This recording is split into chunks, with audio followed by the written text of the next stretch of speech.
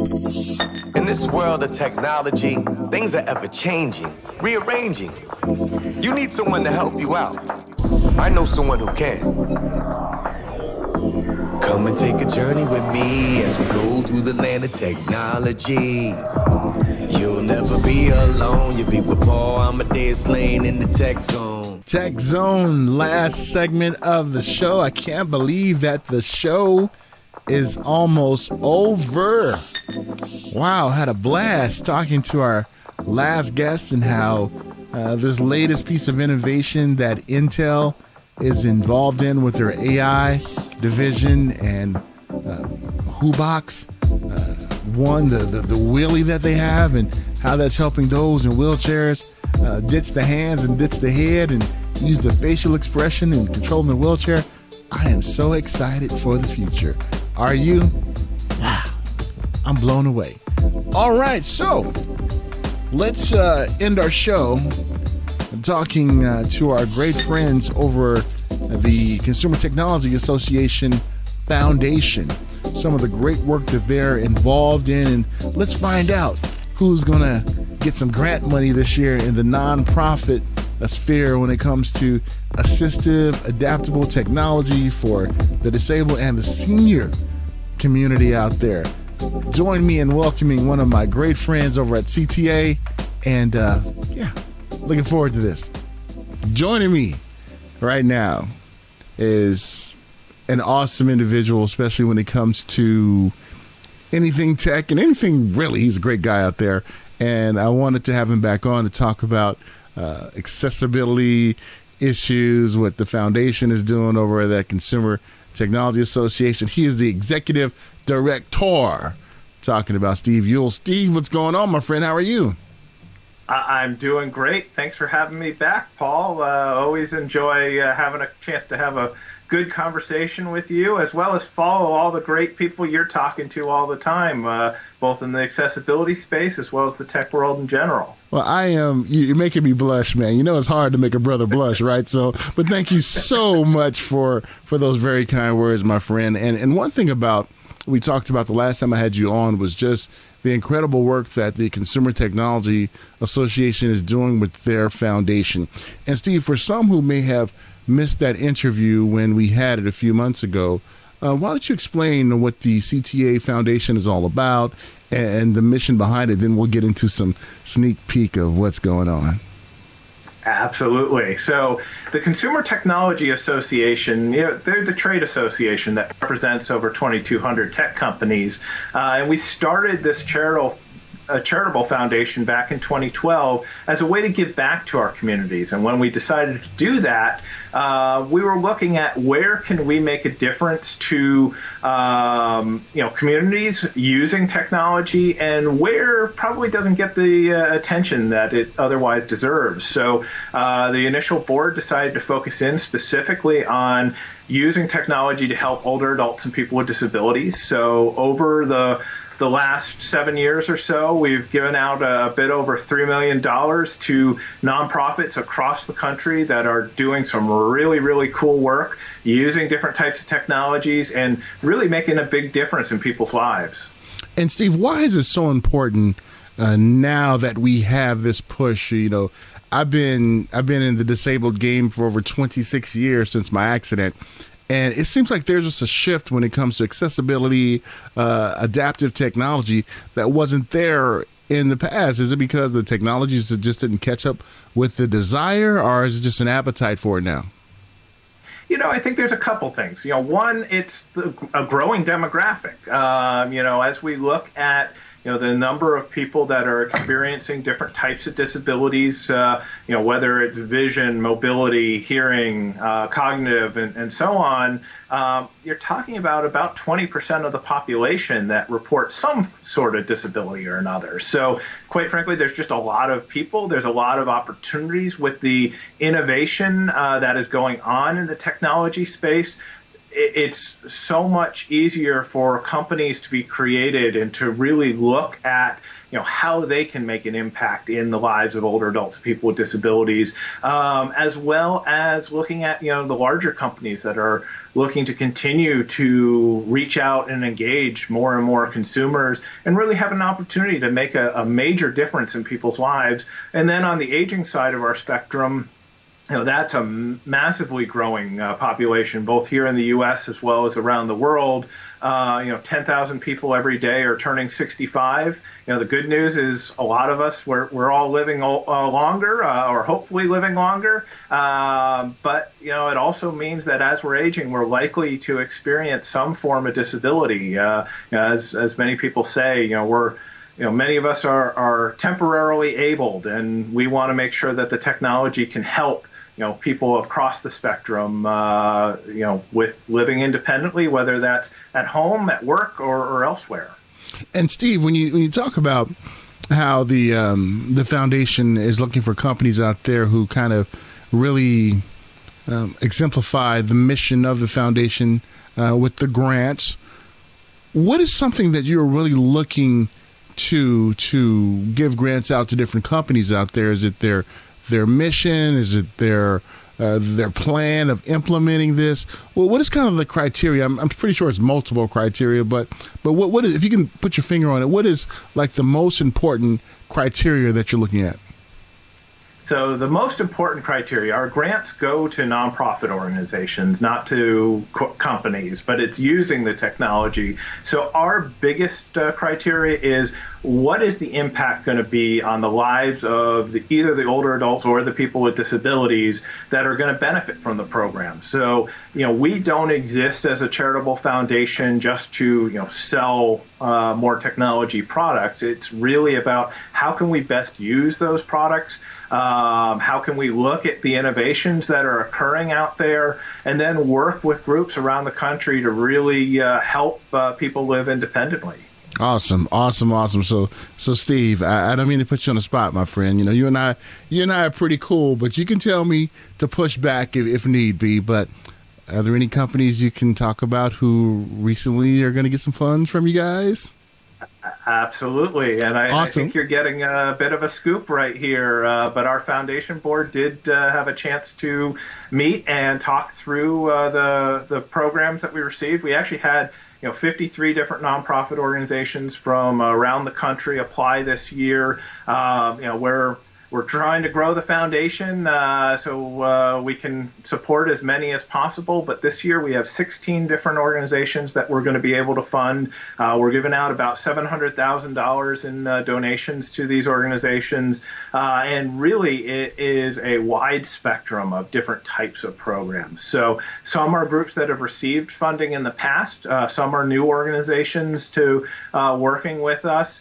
And you look at some of the technologies that we're trying to touch on. One, I think it probably wouldn't surprise you at all, but voice technology is a big piece. So we have programs working with an organization called Front Porch Senior Services, which is out there in California and near you, and doing some really interesting work in their senior communities using voice assistants as well as other smart home technologies. We actually have a new program that's very similar. We're going to be partnering with the AARP Foundation to bring that kind of program to a really massive scale and work with a number of communities around the country on applying different types of voice assistance, and particularly looking at how that can apply to social connectedness and really combating the social isolation that many of the people they're serving can use. And then we're also continuing to work in the voice space with Benetech with their Bookshare program, and looking at making reading materials accessible for people with all different types of reading disabilities. So whether it is blindness or low vision or other forms of disability that might make it hard to read, getting people access to that information and bringing that to the voice assistants that are out there is just going to make this so much easier to reach a broad population for people. So, voice is a big one. We're continuing to work with Bridging Apps, which is a program out of Easter Seals of Greater Houston. And a lot of what Bridging Apps does is bring essentially a database of different types of apps that exist on different mobile ecosystems, and help people of all ages and abilities figure out what is going to work best for them. But most excitingly for us is this year they're specifically focusing on financial technology, fintech apps. And we see that as a real opportunity. Financial needs is a big space for both older adults and people with disabilities. So being able to help inform consumers about the types of technologies that are out there and getting that information to them, I see as really important. So excited to continue to work with them. We're continuing to work around workforce and how do we help, whether it is older adults or people with disabilities, access the training and education to be able to work, in different types of jobs. So we've been working with a group here in the Washington, D.C. area called Bite Back. They really look at creating tech certifications for really underserved communities in general, but in particular what we're helping them do is reach more older adults and people with disabilities. We're working with a group out of Wichita, Kansas called Envision around helping people identify the types of accessible technologies that are out there. And actually, one new one with us this year is the ARC. We're actually going to be partnering with them around a virtual reality program that can help people with cognitive disabilities learn from and essentially almost practice in a work environment before they even get to the workplace that they're going to be able to go to. So I see some great opportunities to engage VR technology in that space. And that's really only kind of scratching the surface of all the organizations, but I'm rambling on, so I'll go back to you. No, I appreciate it. I'm just sitting back and enjoying, all these organizations that is going to get some funding and help out their mission. And it's what I like about the companies, the nonprofits that you and the board has chosen is that it covers a wide swath of the population, whether if it's aging and adult services, whether if it's disability, cognizant. I mean, it's a well-rounded group. And one thing you touched on too was the work environment. And when you look at the way technology is going, there's a lot of things that are being automated now that are being more used. Computers are being used for and everything. And if you're a little older and you're kind of resistant, it's kind of hard to keep up with that. Or if you have a disability, it's kind of hard to keep up with that. And then one company that you guys are giving some funds to in that area, I think that is amazing. Yeah, they're actually doing some really impressive work, and the opportunity to engage there, and whether it is someone who has a disability and wants to learn a new skill set that can essentially help them not only maintain a job but advance within a job, and then certainly on the aging side, what they're finding is there's many people who have retired and been out of the workforce or taking care of children or even grandchildren, and just find that they need to go back into the workforce because they don't have enough savings, and they need an opportunity to generate some additional income. And as in the disability space and in the aging space, there's a lot of unemployment, and so anything that we can do to help create the knowledge and the training and the certification to enable people to have a livable income, I think is important. And quite frankly, that's something that CTA and as the association side is spending a lot of time working on their workforce initiatives and 21st century job training. And I appreciate what you said, Steve, a livable income. Because someone can have an income, but it's not livable, and it's good to see that you guys are helping nonprofit organizations even tackle that as well too. And Steve, if there is an area out there when it comes to the disability community, the senior community, that you think really needs more representation, what would you say it is out there? Because maybe somebody's listening and they're thinking about creating a nonprofit organization. Maybe this might spark their interest to say, you know what, that's not out there. Let me try to create something like that. You have any thought on that? Yeah, absolutely. Well, one thing, in the nonprofit world, just like in the corporate world and in a lot of different areas, getting more voices to the table is important.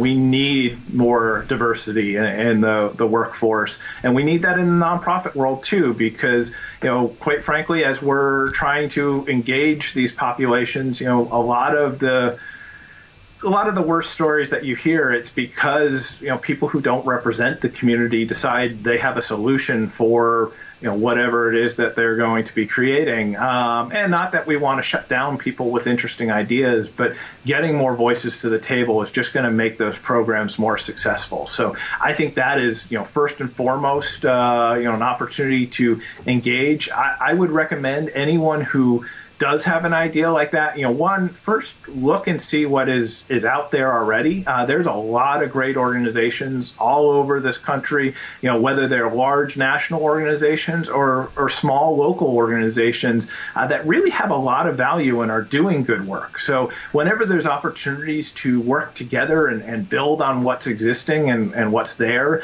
that's something that, is, really important. And quite frankly, as a funder in this space, one of the challenges is, we unfortunately only have limited resources. So, we're not able to fund in every community across the country or quite frankly, in every state. We're trying to expand and get to as many different areas as we can. But the more we can kind of come in and work with existing organizations and work within, existing communities, that just makes it easier to reach as many people as possible in a meaningful way. But I also don't want to shut down people who are interested in coming in with a new idea and starting a new project, because we're tied to an industry that is all about innovation, and I want to support innovation wherever it can happen. Well said, my friend. And what can we do as the community out there to help the foundation continue to be able to support nonprofits like this? Anything we can do? First and foremost, people can go to ctafoundation.tech. .tech. That's our website. It shows all of our grants. I don't think these new ones are up there. You're getting a sneak peek before they're live, but essentially you can see the grants from last year at the very least, and depending on when people are listening to this, they may have the new ones up there as well. Certainly be able to share stories of where they see both opportunities that technology is making a real difference in the lives of older adults and people with disabilities. Share those with us. We're really interested in learning about them and helping to spread those stories. But we're also interested in learning about where are their challenges? How can we help use our contacts in the industry to continue to improve and build off the work that's being done. I know you've done a number of interviews, including with my friend Larry Goldberg over at Verizon Media, and the work that he's doing with Teach Access and the ways that we can build programs like that to create greater knowledge around accessibility and the needs in this space. So help us be able to share those stories. And I'll also say we are a charitable foundation. We are a 501c3 to give out all this support. It turns out if you're giving money away every year, you need to bring a little bit in. So people can make tax-deductible donations on our website, but really, first and foremost, let's find a way to work together, bring together industry, advocates, others that really care about accessibility and make the world a better place. Well said, my friend. We appreciate all the work that you do, Steve, and the foundation. You guys are awesome, and thank you so much for being there for us to fight this fight to further when it comes to seniors and accessible things for the disabled community. Really appreciate it, and look forward to catching up with you real soon. Absolutely. Well, and Paul, thank you for covering these topics. It's so important to get the word out there. So thank you for continuing to do all the work that you're doing. Thank you so much, my friend. Huge shout out to the executive director, Steve Ewell. Steve is cool. I mean, he is like cool breeze. I'm a I'm going to change his name to Cool. That's what I'm going to do because he's just so laid back and chilled. So, Steve, your new name is like Cool because you just smooth, my friend. And thank you so much for giving us the insight. You broke it here. Some of these great companies that are getting grants to help out the aged and senior population out there and the disabled community out there too. Thank you so much for all the hard work that you guys do over at CTA. All right. Well, in the words of Biff Tannen, Back to the Future for you millennials out there, I'm going to make like a tree and get out of here. And until next show, make sure you tune in. We're going to be joined by our good friends at Intel talking about their being a part of the AI project in Hubox Willie, the AI that allows you to operate your wheelchair with your face. So you don't want to miss that next week, and some other great guests joining us as well. All right. Until next time, folks, take care. I love you all. In this world of technology, things are ever changing, rearranging. You need someone to help you out. I know someone who can. Come and take a journey with me as we go through the land of technology. You'll never be alone. You'll be with Paul Amadeus Lane in the tech zone.